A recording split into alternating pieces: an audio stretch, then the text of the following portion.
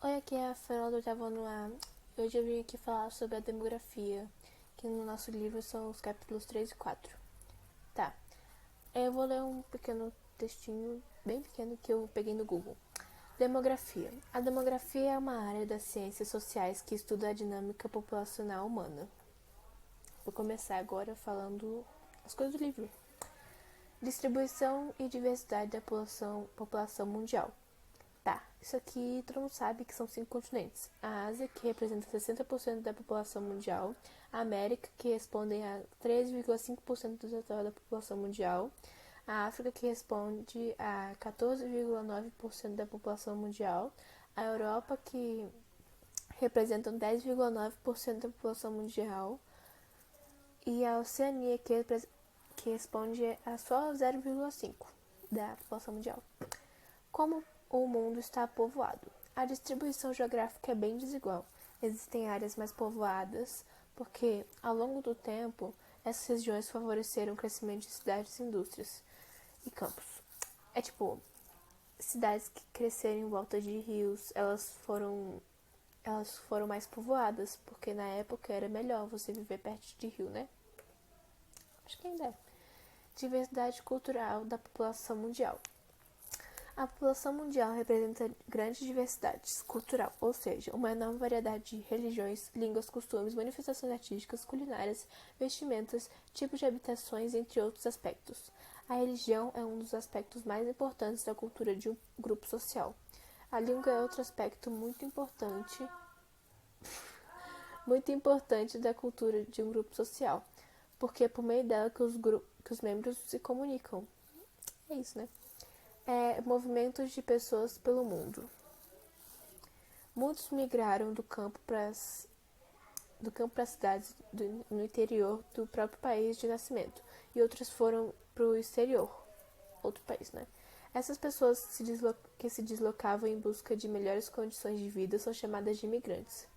Muitos indivíduos são obrigados a se deslocar de seus lugares de origem em razão de perseguições por motivos de raça, religião, nacionalidade, grupo social ou opinião política. Esses são os refugiados, cuja motivação é a procura de segurança e liberdade. Tá, turismo internacional. Os aviões tornaram-se mais rápidos e seguros, convertendo-se no principal meio de transporte utilizado por turistas em viagens internacionais. A modernização das aeronaves e a maior concorrência entre empresas aéreas colaboraram para tornar as passagens mais baratas, embora inacessíveis para a maioria da população mundial. Ou seja, mesmo as passagens ficando mais baratas, a maior parte da população não conseguia comprá-las, porque ainda era muito caro, mesmo elas sendo baratas. É basicamente isso. O turismo está entre as atividades econômicas que mais crescem no mundo e, em muitos países, é o que contribui para movimentar a economia e gerar empregos. Migrações internacionais. Deslocamentos no interior de um país são chamados de migrações internas. Deslocamentos de um país para outro são chamados de migrações internacionais. Quando uma pessoa sai voluntariamente de seu lugar de origem e se muda para outro, no mesmo país ou no exterior, ela é considerada migrante. Se for migrante internacional, no país de saída dela é considerado imigrante. No país de chegada, imigrante. Agora eu vou falar dos refugiados, que eu falei nos últimos slides. Tá, refugiados. Em 2017, haviam 25,4 milhões de refugiados no mundo. Em sua maioria, essas pessoas fugiam de inseguranças geradas por conflitos armados, como o da Síria e do Afeganistão. Os refugiados que foram para os países desenvolvidos sofrem com xenofobia e racismo. Olá, eu sou a Amanda do oitavo ano e vou falar sobre o desenvolvimento humano. O que é? O desenvolvimento humano, de acordo com o Programa das Nações Unidas para o Desenvolvimento, é aquele que situa as pessoas no centro do desenvolvimento, promovendo a realização do seu potencial, o aumento de suas possibilidades e o desfrute da liberdade de viver a vida que eles desejam. Os principais indicadores do desenvolvimento humano são o PIB per capita, que é a divisão dos produtos internos bruto pela população, a distribuição de renda, que indica a renda gerada, distribuída entre os estratos da sociedade, a expectativa de vida, que é o quanto se espera que uma sociedade viva, o crescimento vegetativo, que indica o crescimento da população, mortalidade infantil, que indica o percentual de crianças que morrem antes de 5 anos de idade, nutrição, que indica a quantidade e a qualidade de calorias ingeridas diariamente de uma determinada população, escolaridade, indicada pela taxa de analfabetismo e pela taxa de conclusão do ensino fundamental. A assistência médica, indicada pela oferta de médicos, enfermeiros e leitos hospitalares disponíveis, e o saneamento básico, indicado pelo acesso de água tratada e pela disponibilidade de rede de esgoto. Quando uma população apresenta elevada expectativa de vida média, é sinal de que questões sociais básicas estão bem resolvidas. Em geral, as pessoas se alimentam bem, têm boa educação, assistência médica, moradia adequada e etc.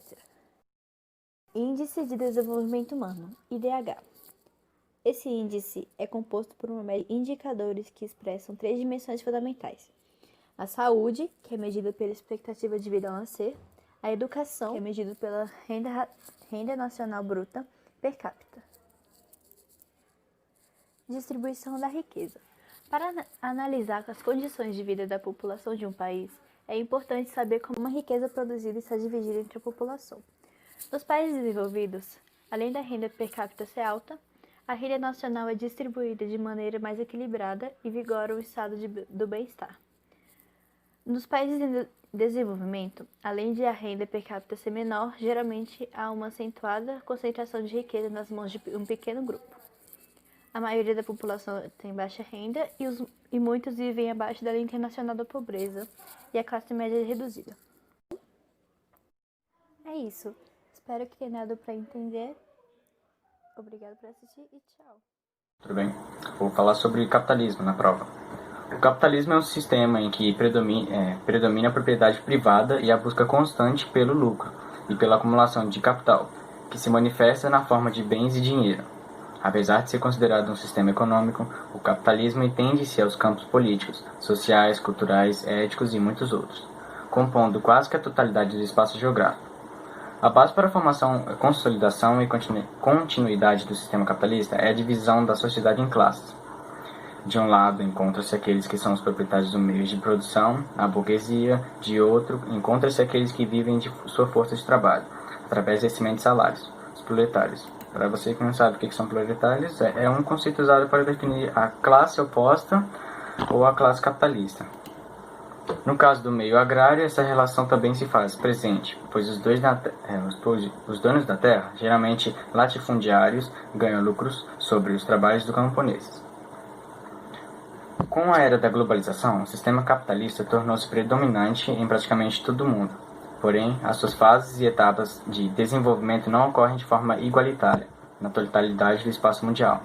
Isso porque a sua lógica de produção e reprodução é puramente desigual. Assim como nações apresentam estágios mais avançados de capitalismo e outros apresentam seus aspectos ainda iniciais. Eu vou falar também sobre o surgimento e o desenvolvimento do capitalismo. O processo de surgimento do capitalismo foi lento e gradual, iniciando-se na chamada Baixa Idade Média.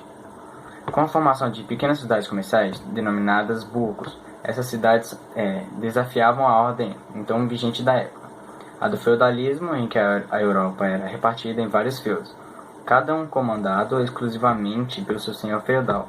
A usura era condenada pela Igreja Católica, a instituição mais poderosa da Idade Média, o que dificulta ainda mais o nascimento do novo sistema que se encontrava em emergência. Com o passar do tempo, o poder da classe que comercializava nos burgos, a burguesia, foi se expandindo e o cúmulo de capital difundiu-se, tal fator associado ao crescimento dessas cidades e as consequências do processo de relativa urbanização na Europa, além de fatores históricos como as cruzadas. Provocou uma gradativa decorrada do sistema feudal e o surgimento do capitalismo. Com a sua formação, o novo sistema passou por 3 principais fases de desenvolvimento, a saber, o capitalismo comercial, o industrial e o financeiro. Mariana Braga, eu vou falar sobre regionalização. Regionalização é uma coisa que pode ser feita de diferentes formas por diferentes de coisas. Por exemplo, do Banco do Brasil pode fazer uma coisa, a ONU e etc. Eles regionalizam para ver se eles estão, subdesenvolvidos, desenvolvidos ou em desenvolvimento, etc. Falarei sobre as 4 possibilidades. Por blocos geopolíticos. Tornou-se comum classificar os países em 3 blocos geopolíticos. O primeiro mundo, que é formado por países capitalistas desenvolvidos. O segundo mundo, composto pelos países socialistas. O terceiro mundo, composto pelos países recém-independentes subdesenvolvidos. Atualmente, nações do antigo e terceiro mundo são chamadas de países em desenvolvimento. E os que se destacam são chamados de emergentes. Ok. A próxima forma é por grau de desenvolvimento, de acordo com a ONU. Eles classificam em desenvolvido, em desenvolvimento, menos desenvolvidos e em transição. O desenvolvidos é o que tem alta renda per capita e de bons indicadores sociais. Ou seja, recebe muito. Renda é dinheiro. Em desenvolvimento, rápido crescimento econômico avançado na industrialização, crescido no mercado interno, o que vem se refletindo na redução da pobreza e na elevação do IDH são chamados de emergentes. Menos desenvolvidos, com graves problemas socioeconômicos e piores IDHs. Em transição, contemplam os antigos países da economia planificada. Agora eu vou falar sobre por renda, que eles classificam por renda, que é segundo o Banco Mundial. As economias de baixa e média renda são definidas por países em desenvolvimento e as de alta renda são definidas como países desenvolvidos. Bom dia, eu sou a aluna Ana Beatriz Carvalho, estou cursando o 8º ano A no Colégio Sagrado Coração de Maria. Hoje eu vou falar um pouco sobre a demografia no mundo. A demografia é a ciência que investiga as populações humanas em aspectos como natalidade, produção econômica, distribuição étnica, migração e etc., sobre uma perspectiva quantitativa. Esse ramo do saber em muito se aproxima à geografia da população. Como é definida? A população é definida como o número de pessoas que habitam em um determinado território ou região. Dessa forma, o seu ciclo de crescimento, seu nível médio de renda, sua distribuição, entre outros fatores, são de fundamental importância para a compreensão do funcionamento dos diversos aspectos do espaço social. Transição demográfica.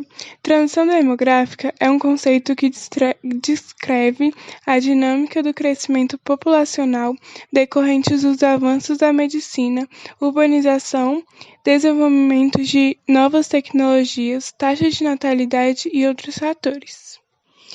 Primeira fase. Pré-transição. A primeira fase é da transição demográfica, também chamada de pré-transição. Ocorre quando há um certo equilíbrio entre as taxas da natalidade e mortalidade, porém ambos com valores muito altos. Nesses casos, são sociedades que contam com um baixo desenvolvimento econômico e social, onde nascem muitas pessoas anualmente e, ao mesmo tempo, perdem-se muitas vidas em razão de epidemias, baixa expectativa de vida e precárias condições sanitárias. Segunda fase, aceleração ou explosão demográfica. Na segunda fase, ocorre aquilo que muitos denominam como explosão demográfica, o crescimento acentuado da população em um curto período de tempo. Esse processo ocorreu na Europa ao longo do século XIX, em boa parte dos países emergentes ao longo do século XX, inclusive no Brasil, e atualmente acontece nos países periféricos, com destaques da Nigéria e outras nações em desenvolvimento. Terceira fase, desaceleração demográfica. À medida que as sociedades se desenvolvem, a tendência geral é haver uma redução nas taxas de natalidade, o que se explica pela difusão do planejamento familiar, a inclusão da mulher no mercado de trabalho, a intensiva urbanização. No campo, as taxas de fecundidade são sempre maiores, entre outros fatores. Por esse motivo, há um gradativo processo de declínio do número de nascimentos, o que acontece em uma velocidade inferior à queda da mortalidade. Quarta fase: estabilização demográfica. A estabilidade demográfica é atingida quando as taxas de natalidade e mortalidade finalmente se equilibram, mantendo patamares que, embora possam apresentar oscilações conjunturais, mantêm-se em médias muito baixas. Nesse cenário, diz-se que há um total controle do crescimento demográfico. Agora eu vou falar alguns conceitos e fatores do crescimento populacional. Populoso refere-se à população absoluta e determinado território ao número de habitantes no total. Povoado é a medida por meio da densidade demográfica, que é a relação do número de habitantes por quilômetro quadrado. População absoluta, número exato de pessoas que vivem em um determinado território.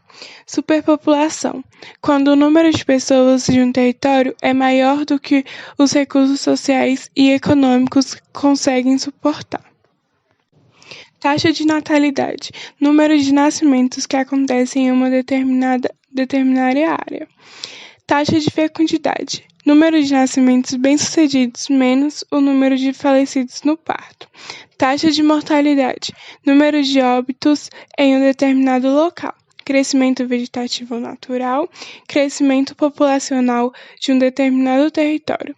É obtido subtraindo-se da taxa de natalidade aos números da taxa de mortalidade. Ou seja, para saber o crescimento vegetativo, você precisa ter a taxa de natalidade e a taxa de mortalidade e você subtrai. Crescimento migratório é a taxa de crescimento de um país obtida pela razão entre o número de imigrantes, pessoas que chegam ao país, e o número de imigrantes, pessoas que saem do país. Éxodo natural, migração massiva de pessoas que saem do meio rural para o meio urbano. Metropolização, migração massiva de pessoas saindo de pequenas e médias cidades para grandes metrópoles. Então, esse foi o vídeo, espero que vocês tenham gostado e entendido. Henrique, hoje nesse vídeo eu vou falar um pouco sobre os Estados Nacionais e a ordem mundial. Aqui. Estados Nacionais. A configuração dos Estados Nacionais é a construção das sociedades por meio de acordos firmados ao longo da história, de forma pacífica ou pós-guerras, levando ao estabelecimento de limites e fronteiras entre países. Então, Estado Nacional pode ser a sociedade que manda naquele lugar, né, que pertence àquela sociedade. Então, aquilo é um Estado Nacional americano. É os Estados Unidos, quem manda lá é os Estados Unidos. A diferença entre Estado e nação. Estado, no sentido jurídico e político, é uma entidade que exerce o controle sobre territórios em limites precisos. Então, Estado é quem manda naquele lugar, dentro daquele limite, né? Nação, no sentido jurídico e político, é o sinônimo de Estado Nacional. Então, se você for falar Estado Nacional, você pode falar país, ou você pode falar nação, é a mesma coisa. No sentido cultural, é sinônimo de etnia. Então, você fala, nós somos uma nação, nós somos um povo, nós somos uma etnia que manda nesse lugar, no sentido cultural. Limites e fronteiras dos estados. O limite é uma linha imaginária materializada ou não na paisagem, que separa dois territórios, como no caso dos estados nacionais. Então, se você pegar um limite que, sei lá, você só marcou no mapa, é um limite, né? Divisa é a materialização do limite. Então, é um limite materializado, portanto, visível na paisagem. Pode ser construída por marcos no terreno, como muros, Estados Unidos e México, ou por algum elemento natural, um rio, né? No Brasil tem milhões de divisas com o rio. Agora vamos falar um pouco da ONU. A ONU foi criada em 1945, ao final da Segunda Guerra Mundial, com o objetivo de garantir a paz e a segurança no mundo, Liga das Nações, né, que não deu certo. Em 1945, representantes de 51 países, entre os quais o Brasil, reuniram-se na Conferência de São Francisco, nos Estados Unidos, e aprovaram sua criação. Então, a ONU foi criada em São Francisco, porém sua sede é em Nova York. A ordem mundial após a Segunda Guerra. A ordem mundial define como se dão as relações econômicas e geopolíticas entre os estados, no cenário internacional e uma determinada época, e, portanto, vai mudando historicamente. Então, são as relações exteriores com os países e tal. Após a Segunda Guerra, na Guerra Fria, que foi de 47 a 91, os Estados Unidos brigavam com a União Soviética, logo exerceram uma ordem mundial bipolar, dois lados, né? Os capitalistas e os socialistas. Como eu havia dizendo, é o jeito como os países se socializam, né? Ordem mundial contemporânea. Embora os Estados Unidos continuem sendo um estado econômico, né, um poder econômico muito grande, eles conseguem ser um poder econômico sozinhos. Político, eles conseguem, eles são. E militares também, o exército mais forte do mundo, que os outros países, né, eles são os maiores. As relações entre as potências consolidadas e emergentes, então, sei lá, o BRICS, como está aqui, né? BRICS é uma união dos países emergentes, uma união econômica, né?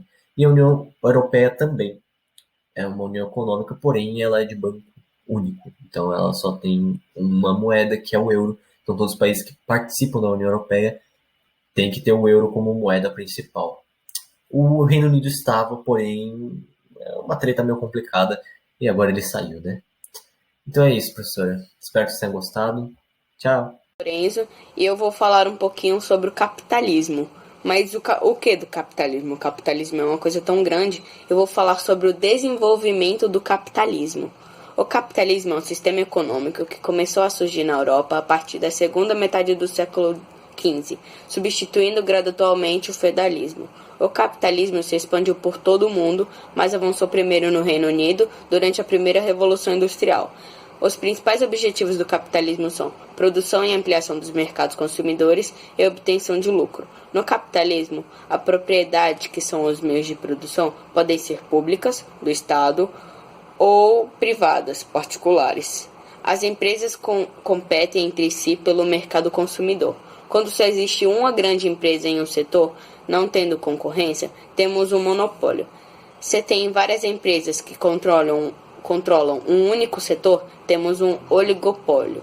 O trabalho assalariado, que é quando a empresa paga o trabalhador pelo seu serviço, ou o trabalho terceirizado, quando a empresa contrata outra empresa para fazer um serviço para ela. No capitalismo, temos a lei da oferta e da procura. Se tem muito produto e pouca gente querendo aquele produto, o preço baixa. Se tem pouco produto e muita gente querendo, o preço dele sobe. O capitalismo pode ter período de expansão com crescimento de atividade econômica ou retração, com crises e baixo crescimento, como a que estamos passando agora com a pandemia do coronavírus. Outra característica do capitalismo é que ele provoca desigualdade entre as nações, onde temos países desenvolvidos e países em desenvolvimento. Entre as pessoas, o capitalismo gera concentração de riquezas para alguns, criando ricos e pobres. Para diminuir a desigualdade entre as pessoas, é preciso que o Estado promova políticas sociais, investindo em educação, saúde, habitação, previdência, direitos dos trabalhadores e etc. Durante o desenvolvimento do capitalismo ao longo da história, tivemos 4 etapas. Primeira etapa, capitalismo comercial. Iniciou-se na Europa no final do século XV até a primeira metade do século XVIII. As potências econômicas eram Espanha e Portugal, a Inglaterra e a França estavam emergindo. A América e a Ásia eram fornecedores de mercadorias, já a África era fornecedora de mão de obra, formada por escravos que eram vendidos como mercadorias. O principal interesse do mercado era o comércio mundial de mercadorias, ouro, prata, açúcar, especiarias, escravos, etc. Não havia grandes tecnologias na época, o comércio era feito por caravelas guiadas por bússolas e movidas a vento. Segunda etapa, capitalismo industrial. Iniciou-se no Reino Unido na segunda metade do século XVIII até o final do século XIX. Os líderes eram Reino Unido e França, os Estados Unidos e a Alemanha eram os países emergentes, a Espanha e Portugal estavam em decadência, a África e a Ásia passavam pela colonização, a América Latina começava a ter países independentes. O principal interesse nesse período era a conquista de territórios para garantir mercados e acesso a matéria-prima mineral e agrícolas. Surgiram as máquinas a vapores e trens movidos a carvão mineral. Terceira etapa, capitalismo financeiro. Ocorreu no final do século XIX até a Segunda Guerra Mundial. Nesse período, as cidades cresceram muito e iniciava-se a segunda fase da Revolução Industrial, liderada pelos Estados Unidos e Alemanha. O Japão começava a emergir. França e Inglaterra começam a perder influência. A situação na Ásia, África e América Latina não se alterou. Os principais interesses continuavam sendo o controle de território para garantir mercado e acesso à matéria-prima mineral e agrícola. Teve início da intervenção das empresas. Surgiram o automóvel, avião e motores que usavam petróleo e eletricidade para funcionar. Agora, a quarta etapa, capitalismo informacional. Surgiu no pós-guerra e vai até os dias de hoje. Foi liderado pelos Estados Unidos, Japão, Alemanha, seguidos do Reino Unido e França. A China se tornou um país emergente. Os países da África e Ásia conseguiram independência, surgindo também novos centros capitalistas, como o BRICS, formado por Brasil, Rússia, Índia, China e África do Sul. Ocorreu uma internacionalização das empresas multinacionais, que são empresas de um setor com várias filiais em vários estados ou países com uma empresa sede. O maior interesse dos países é o domínio do mercado mundial para exportar suas mercadorias, serviços e investimentos e garantir acesso à fonte de matéria-prima e de energia. A China lidera esse campo. O capitalismo informacional trouxe uma revolução tecnológica nas áreas de informação e comunicação, com computadores, internet e celulares. Por isso é importante o conhecimento técnico-científico. As fontes de energia continuam as mesmas, mas procura-se fontes alternativas e menos poluentes. Esse então foi o nosso vídeo e muito obrigado por assistir e tchau!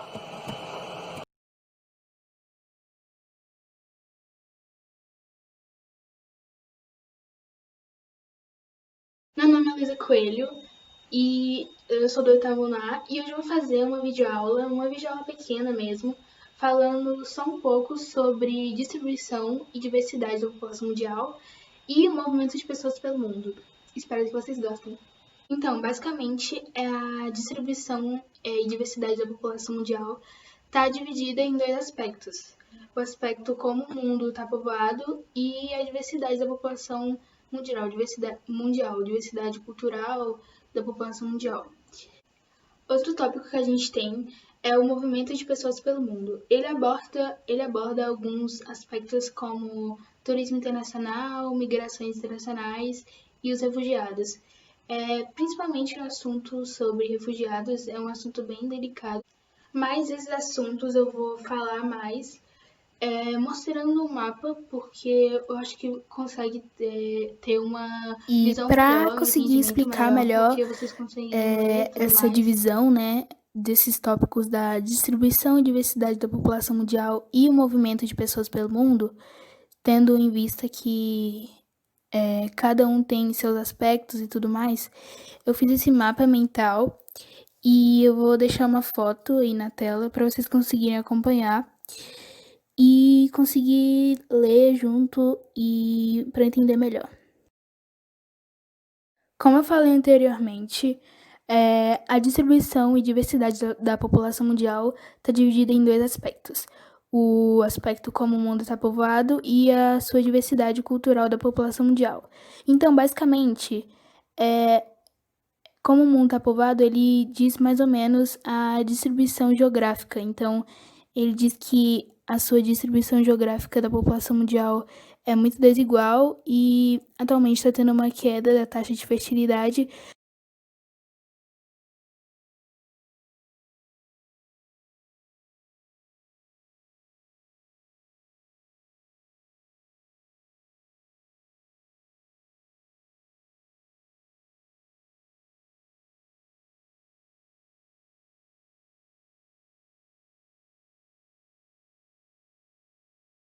E entrando no outro aspecto desse tópico, a gente tem a diversidade cultural da população mundial. Então, basicamente, o nosso mundo ele tem 5 continentes: África, América, Ásia, Europa e Oceania. Eles são banhados por 5 grandes oceanos: Antártico, Ártico, Atlântico, Índico e Pacífico. Cada continente é dividido em países. Então, olhando essa quantidade, né, de países e tudo mais, continentes também, a gente consegue perceber o quão diverso é o nosso mundo, e a partir disso que surgem várias culturas diferentes, e é basicamente isso que a gente vai abordar.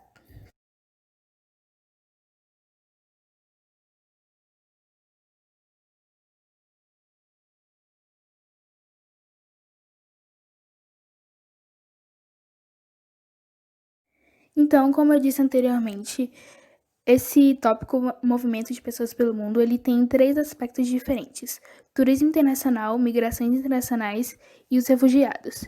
No turismo internacional, ele basicamente fala sobre o turismo, a sua atividade econômica, a importância da sua atividade econômica, né? Porque ele acabou se tornando uma atividade econômica que rende muito atualmente. Isso também influenciou bastante para uma ampliação na rede de transportes, né? Como a gente tem atualmente, enfim, aviões, ônibus, carros também pode ser, que se for fazer uma viagem pequena, mas aviões e tudo mais. E algumas ampliações de serviços também, hotéis, agências, museus, entre outros. Eles, nessa relação com o turismo, eles foram criados para atrair visitantes. E o turismo está entre as atividades econômicas que mais crescem no mundo, podendo movimentar a economia e gerar empregos. Então, o turismo, né, é um ponto bem influenciador para a economia. E sobre essa questão do coronavírus, eu queria abordar um pouco, porque a economia, eu acho que, na minha opinião, com essa parada aí do turismo e tudo mais, por causa dessa pandemia do coronavírus, ela acabou tendo uma oscilação, né? Porque o turismo ele é um ponto muito essencial, não em todos os países, mas na maioria dos países. Ele é um ponto muito essencial e, assim, atualmente tá difícil de fazer turismo, né? Com essa pandemia e tudo mais. Então, é um tema que eu acho que você consegue abordar bastante com a atualidade.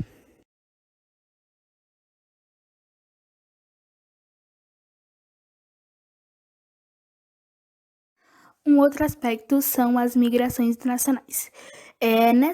Nesse aspecto das migrações internacionais, eu particularmente percebo que a maioria das pessoas tem muita dificuldade de diferenciar migração, enfim, emigrante de imigrante, de imigrante, é uma confusão. Então, assim, a migração, ela é quando você sai em busca de uma vida melhor. Sai do seu país, enfim, sua terra natal, por uma busca de uma vida melhor. Alguns deslocamentos no interior de um país com a fixação em outro lugar no mesmo território são chamados de migrações internas. Os deslocamentos de um país para o outro com a fixação em um território são as migrações externas. Quando uma pessoa sai voluntariamente de seu lugar de origem e se muda para outro, ela é considerada migrante. É justamente isso, quando você sai em busca de uma vida melhor, outro lugar, enfim. Quando é um migrante internacional no país de saída, é considerada emigrante, no de chegada, imigrante. Então tem essa diferenciação aí, que eu percebo que as pessoas confundem muito, até porque são palavras muito parecidas, mas é basicamente isso. E o último aspecto desse tópico são os refugiados. Os refugiados, assim como também os imigrantes que foram para os países desenvolvidos, sofrem com xenofobia e racismo. Os refugiados saem de seu país por obrigação em meio de guerras e conflitos para a procura de segurança e liberdade. Então, nesse aspecto, se a gente for comparar com os migrantes, por exemplo, a diferença é que os refugiados eles precisam sair por uma obrigação, por causa de uma guerra, enfim, algum conflito ali no país deles. Já os migrantes, eles saem por vontade própria. Na verdade, eles saem porque eles querem ter uma vida melhor, uma qualidade de vida melhor em outro lugar. E tem essa diferenciação, então é isso.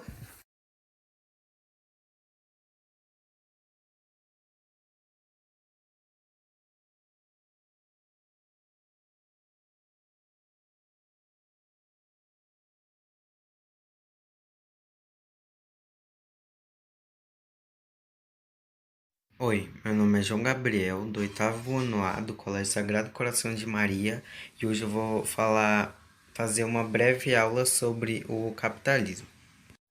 Tá, primeiramente, o que é o capitalismo? Capitalismo é um sistema econômico que visa o lucro.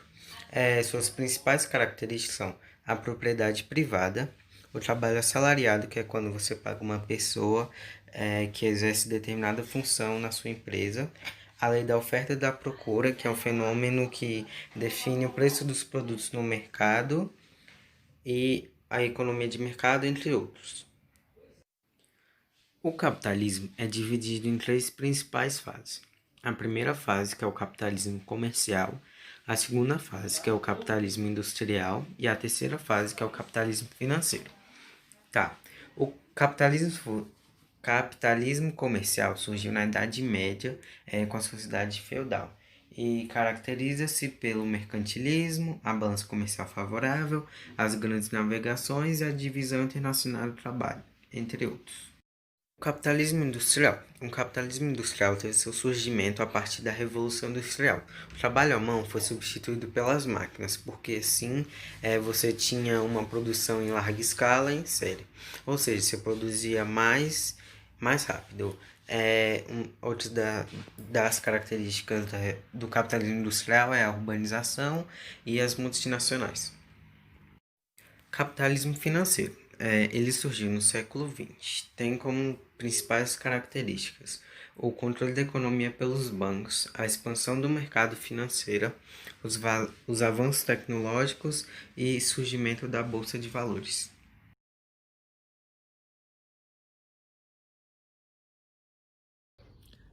O tema escolhido para a videoaula é regionalização. Começarei falando sobre a regionalização da época da Guerra Fria, que durante a Guerra Fria se organizaram 2 blocos de poder antagônicos, ou seja, era um bloco contra o outro. Era uma regionalização bipolar, era dividido entre o ocidental e comunista. O ocidental era formado por países capitalistas liderados pelos Estados Unidos. O comunista era formado por países com economia planificada e o seu líder era a União Soviética. E atualmente a economia planificada, esses países são chamados de países em transição atualmente. Eles são chamados por esse nome. Os blocos geopolíticos existiam os países de primeiro mundo, segundo mundo e terceiro. O dos primeiro mundo eram os países capitalistas, o de segundo mundo eram os países comunistas e o terceiro mundo eram países que acabaram de se tornar independentes. Agora irei falar da regionalização da ONU, que já ela é a primeira multipolar que iremos dizer, porque é mais de um país que é o principalzão. Classifica os países de acordo com o IDH em 4 categorias: muito elevado, elevado, baixo e médio. O muito elevado e elevado são desenvolvidos, o baixo são menos desenvolvidos e o médio são países emergentes. Agora vou falar do Banco Mundial. Ele usa a renda per capita para agrupar os países e é considerado e divide os países, quer dizer, em renda baixa, média ou alta, e também é um multipolar. A renda baixa e média são países em desenvolvimento e a alta são países desenvolvidos. Já agora da regionalização por continentes, ela divide o mundo em 6 continentes, sendo ele América, Europa, África, Ásia, Oceania, Antártica. E por fim, irei falar da Organização Mundial do Comércio, que é a outra regionalização. agrupa os países em blocos econômicos e regionais, blocos econômicos regionais. O primeiro deles é Zona de Livre Comércio, depois vem a União Aduaneira, Mercado Comum e União Econômica e Monetária. E ela também é uma multipolar. E essa foi a videoaula. Obrigado. Olá, meu nome é Davi Silveira Oliveira e eu vou falar sobre o índice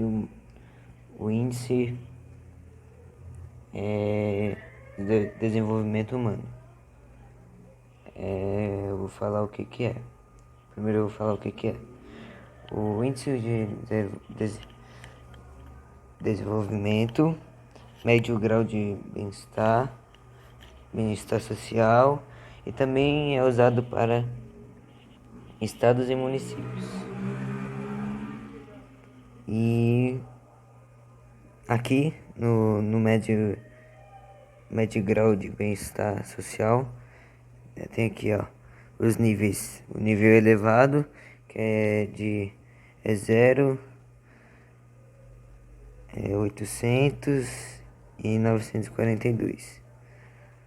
O médio, que é 0, 50, 799. E o baixo, que é 0, 275 e 49. Também temos aqui o estabelecimento e cálculo, o PNUD, que é o Programa das Nações Unidas para o Desenvolvimento. Temos aqui também os parâmetros, que é a renda, que é o PIB per capita, que é o produto interno bruto.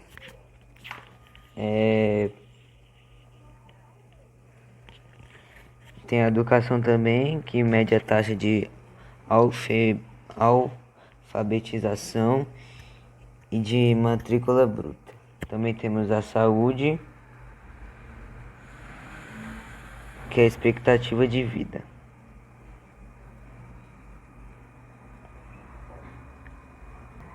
Também temos aqui o IDH do Brasil, que o IDH do Brasil possui um IDH de 0,699 e atualmente ocupa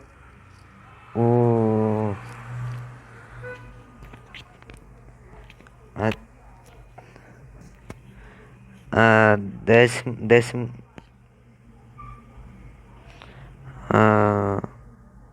que é o 73º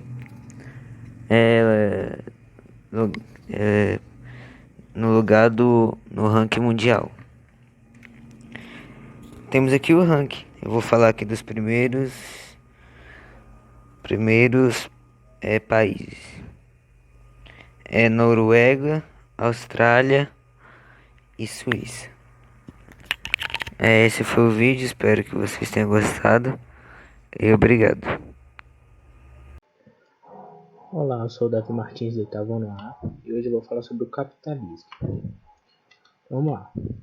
O principal objetivo do capitalismo, ele, no caso, era o lucro, né? Propriedade privada, economia do mercado, a divisão de classes e um trabalho assalariado.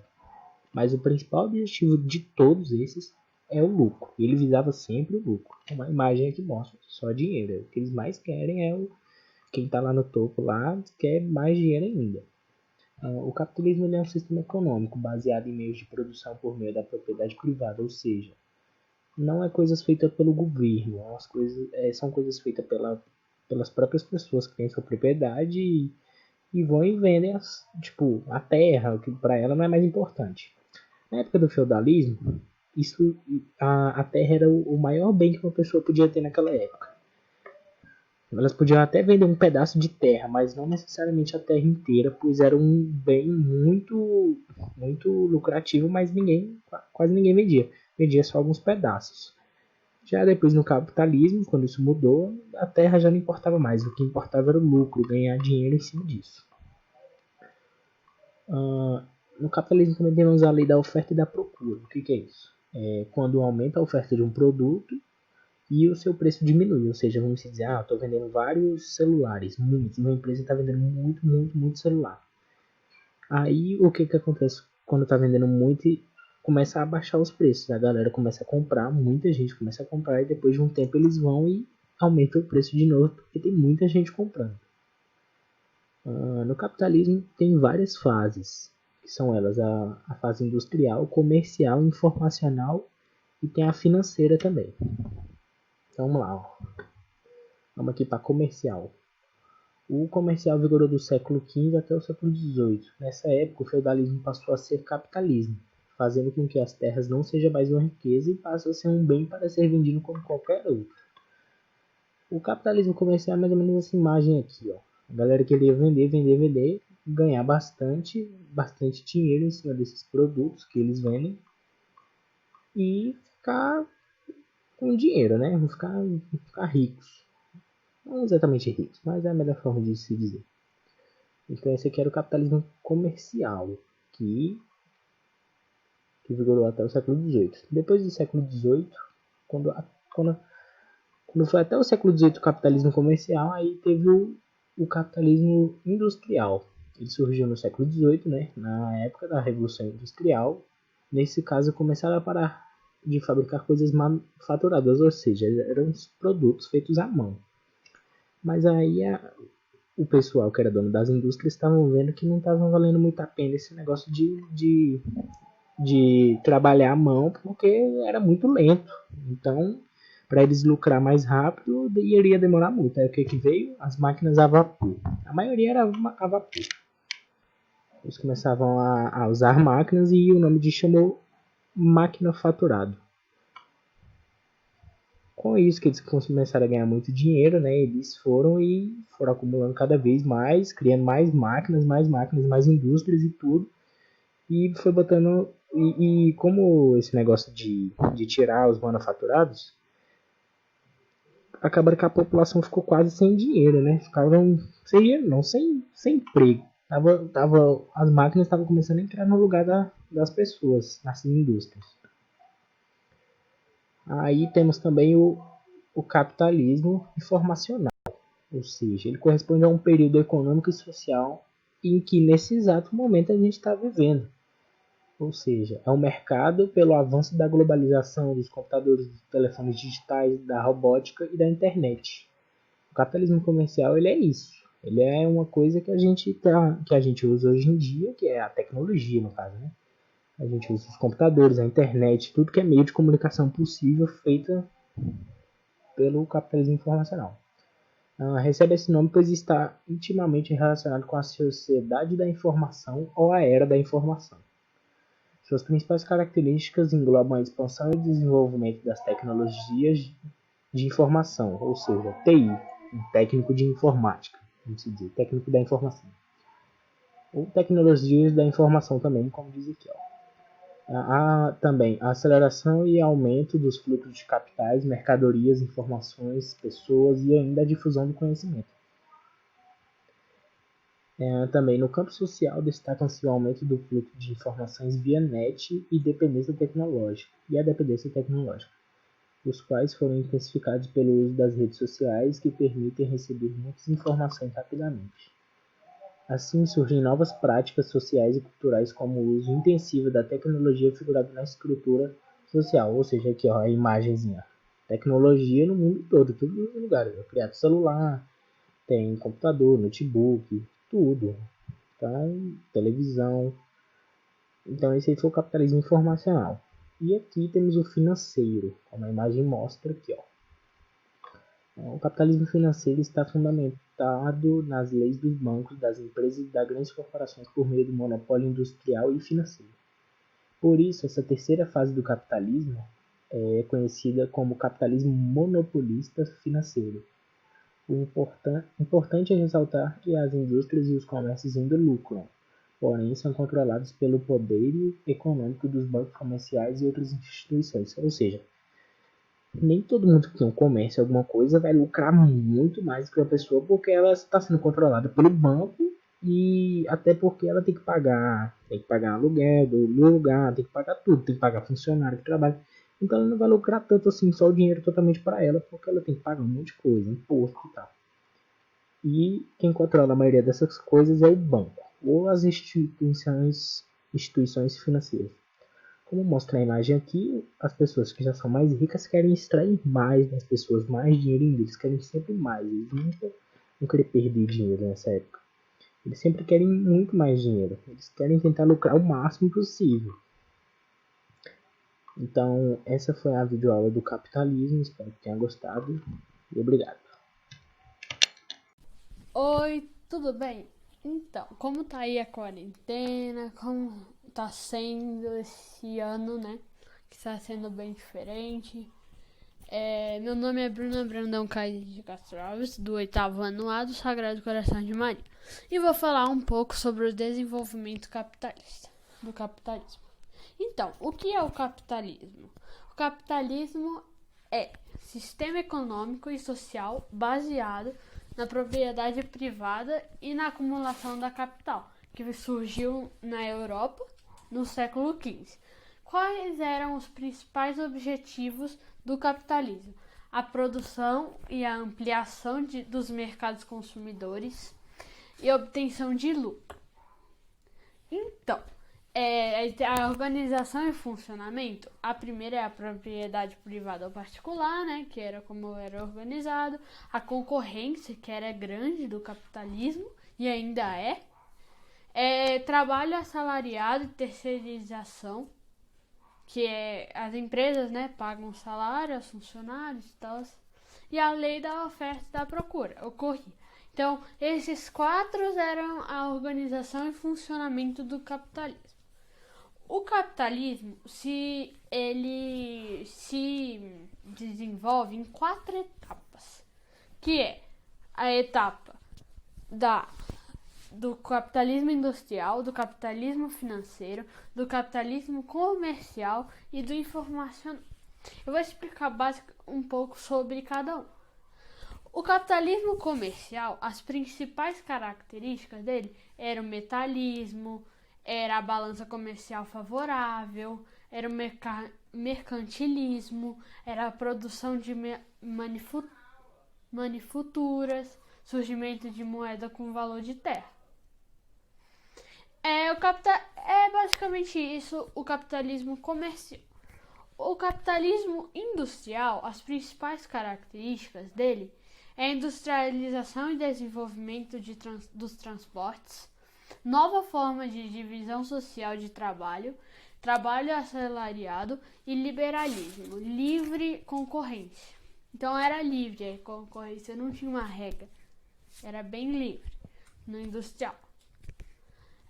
O financeiro, as principais características do capitalismo financeiro é o controle da economia pelos bancos e grandes corporações, surgimento de empresas globais, crescimento econômico e o aumento da concorrência, né? Com o capitalismo financeiro, a concorrência do mundo ficou muito grande mesmo.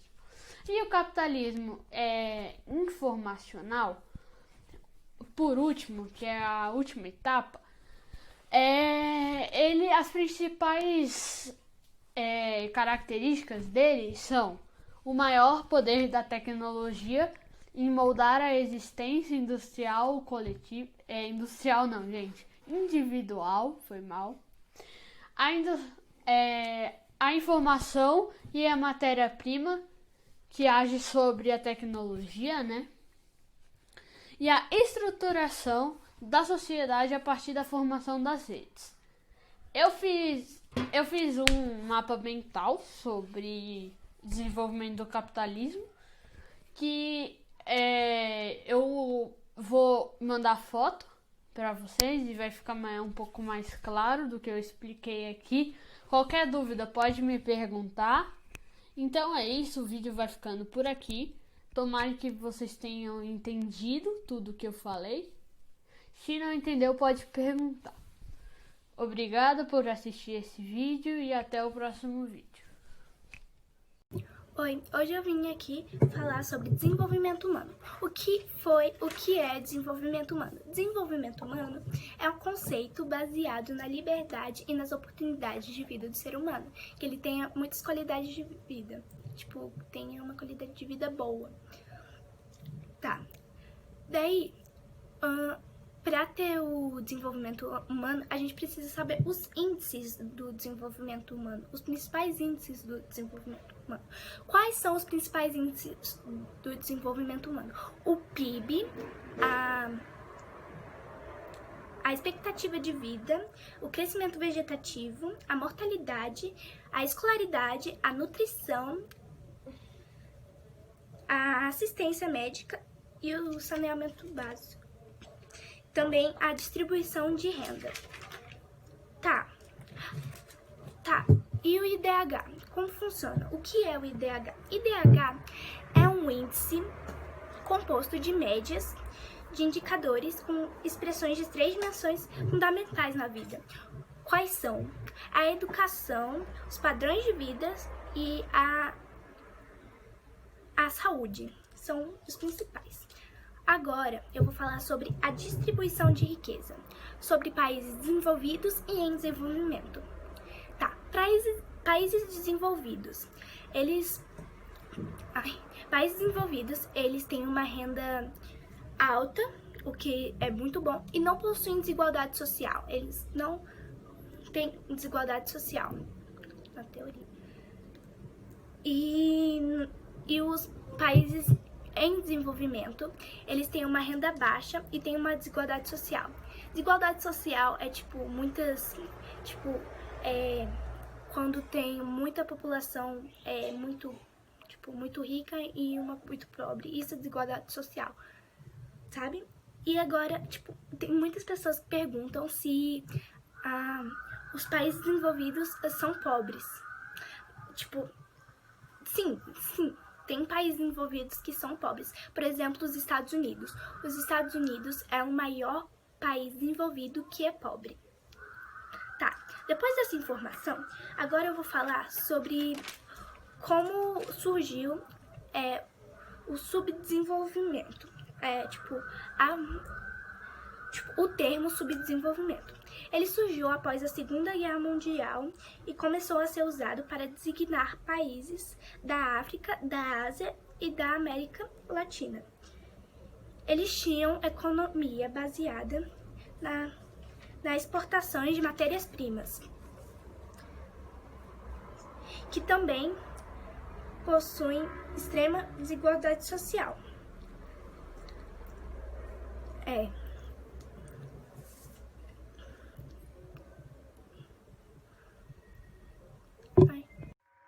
Oi, meu nome é Eta, hoje eu vou falar um pouquinho sobre desenvolvimento humano e eu sou do oitavo ano. O que é desenvolvimento humano? Primeiro precisamos distingui-lo de crescimento econômico. O crescimento econômico de um país ocorre pelo aumento das riquezas produzidas por sua economia. Já o desenvolvimento humano trata-se do acesso à qualidade de vida, incluindo dimensões social e política, além da econômica. Para que haja desenvolvimento humano, é necessário o crescimento.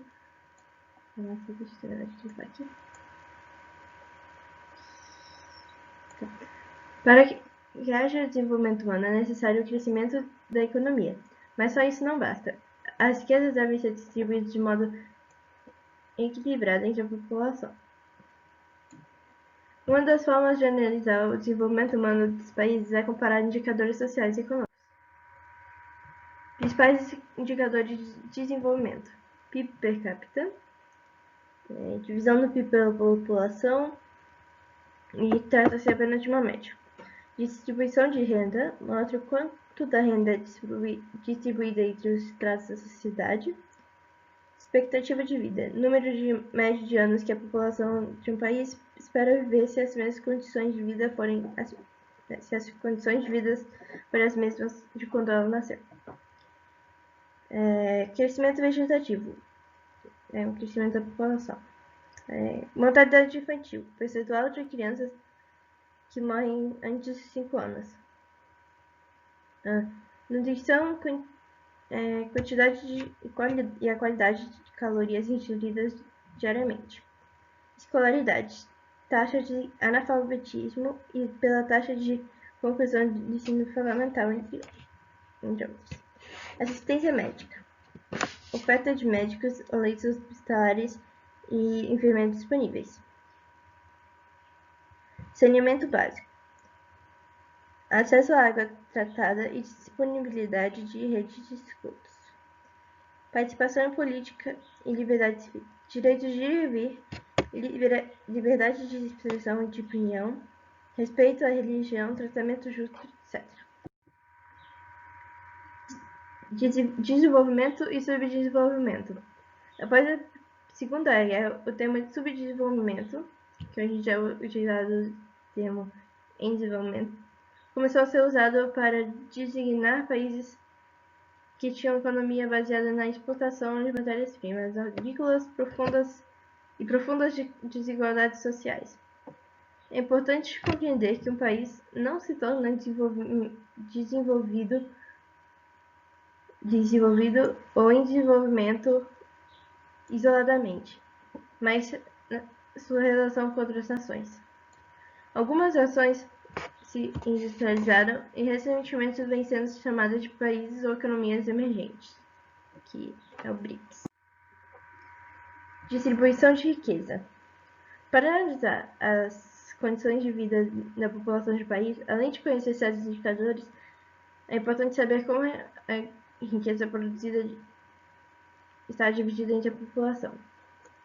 O índice de Gini varia de 0 a 100. Quanto mais perto do 0, menor desigualdade social, e quanto mais perto do 100, maior desigualdade social. Aí eu coloquei aqui o gráfico que tinha, tá? Só para ter uma ideia. Isso aqui é a África, que estava em primeiro lugar, que é, ou seja, esse 10% mais pobre aqui